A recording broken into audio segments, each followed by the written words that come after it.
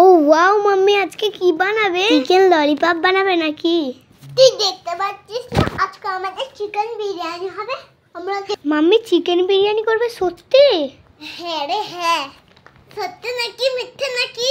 Chicken কোথা পাবে? Mummy mummy কখন চিকেন কিনে এনেছো? আরে তোদেরকে স্কুলে দিতে গেলাম না, তখনই নিয়ে এসেছি।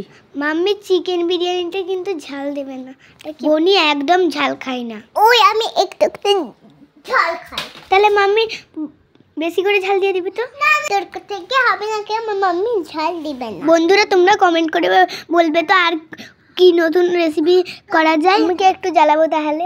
নেক্সট রেসিপি থেকে দেখে আলু চাটনি খাওয়াবো। তোকে আলু চাটনি খাওয়াবো। চিকেন লেগ পিসটা দেখতে পাচ্ছি সেটা আমি খাবো। ওইটা আমি খাবো রে। বন্ধুরা দেখেছে আমি আগে খাবো। আরে তুই পড়তে হবাস, মাম্মি বিরিয়ানি করতেছে, লোভ দিস না। তাহলে হয়ে গেছে, তুই পড়তে হবাস আমি খাই। যে তখন মাম্মি বলল পড়াতে কর, করেছিস? শুনবি আমি হ্যাঁ করেছি। কি পড়াশোনাতে কি করেছিস?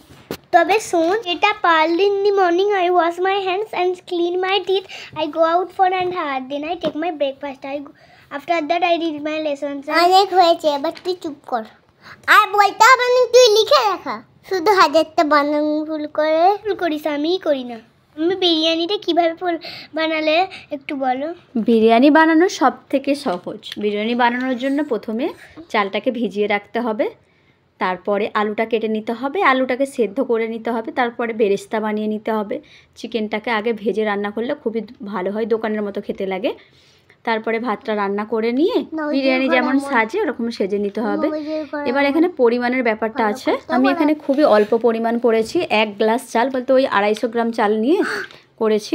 থাক অনেক হয়েছে, এবার একটু মুখটা বন্ধ করো। মুখটা বন্ধ করলে জানবি বিরিয়ানিটা এমনভাবে বানানো হয়। আমার মাম্মি এমন করে বিরিয়ানি করে দোকানের মতন খেতে হয়। সবাই জানে কেমন ভাবে বিরিয়ানিটা করে, সবাই জানে মাম্মিটা স্পেশাল। তা ঠিক বলেছিস, মাম্মি বিরিয়ানিটা ভালোই করে। এবার বিরিয়ানিটা সারছো? হ্যাঁ রে, বিরিয়ানিটা এবার সেজে নিই।